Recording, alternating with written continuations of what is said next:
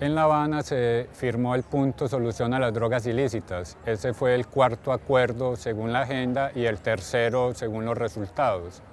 Este acuerdo tiene como propósito la solución al problema de las drogas ilícitas. El acuerdo plantea tres componentes centralmente. Uno, de desestimular el cultivo de las drogas ilícitas, particularmente coca, amapola y marihuana en el caso de Colombia. Dos, atacar el fenómeno de la comercialización o las estructuras criminales que la comercializan. Y tres, darle un trato diferencial a los consumidores. De esta manera, entonces, se entiende que son como los tres componentes centrales del problema del narcotráfico.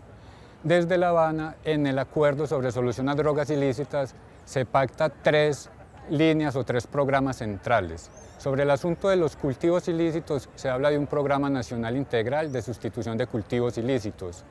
Esta parte del acuerdo es la más extensa de este punto y está relacionada directamente con el punto negociado en primer momento, que es la reforma rural integral. Por lo tanto, el acuerdo suscribe que el éxito de la sustitución de cultivos, es decir, que campesinos, negros e indígenas dejen de sembrar coca, marihuana o amapola, porque estas son las poblaciones que recurrentemente hacen esta actividad, está sujeto a que el programa de reforma rural integral sea exitoso, es decir, que esas nuevas opciones de economías campesinas sean realmente lo que se espera para el bienestar de estas poblaciones. Entonces, por esto es el punto más extenso.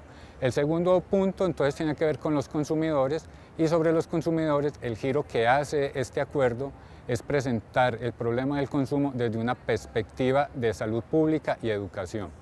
Por lo tanto, lo que se trata es de dejar de tener un trato criminal o delincuencial sobre el consumidor, de forma que se pueda descongestionar también las cárceles y el aparato judicial. ¿Para qué? Para que toda esa fuerza se pueda dedicar a otras labores.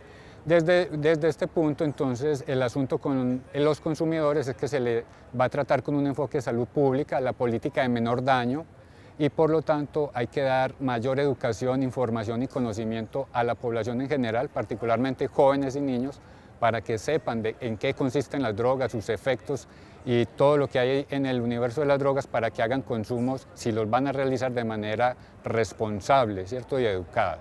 El tercer eje se centra en las estructuras criminales y allí particularmente lo que se va a privilegiar como estrategia de intervención del Estado es el aparato punitivo, especialmente las fuerzas militares y de inteligencia policial. Y para ello se está pensando, entre las distintas cosas a realizar, es un cuerpo especializado de fiscalía para combatir el lavado de activos y el fenómeno de la corrupción.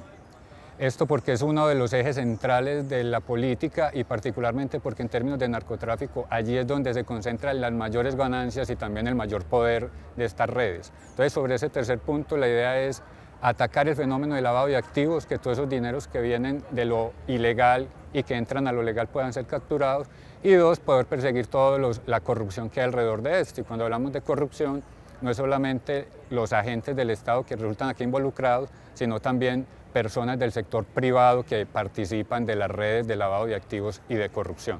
Estos son, pues, básicamente los tres ejes centrales del programa Solución a Drogas Ilícitas.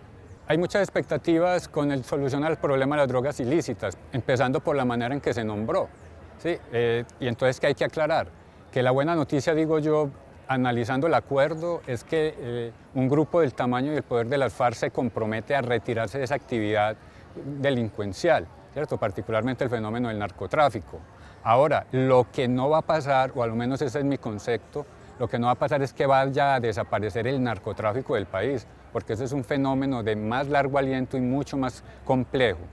El hecho de que las FARC haya reconocido que ha participado de esa actividad, justamente también permite nuevamente reafirmar el carácter político de esta guerrilla, y el hecho de que los países garantes, acompañantes, y el caso central, un país como Estados Unidos, que viene acompañando y avalando el proceso, vuelve a ratificar que si bien este grupo guerrillero ha tenido actividades conexas con el delito del narcotráfico, pues eso no ha sido propiamente la esencia de ese grupo o su fin, sino que ha sido uno de los tantos mecanismos que han utilizado desde la ilegalidad, porque eso es propio de una guerrilla, moverse en el campo de la ilegalidad, para poder gestionar los recursos, o una parte importante de los recursos para hacer la guerra, porque hay que recordar que las guerras son costosas, demandan muchos recursos, y en el caso colombiano, las guerrillas o un sector de ellas tomó la decisión de que una de las fuentes para financiar esa guerra era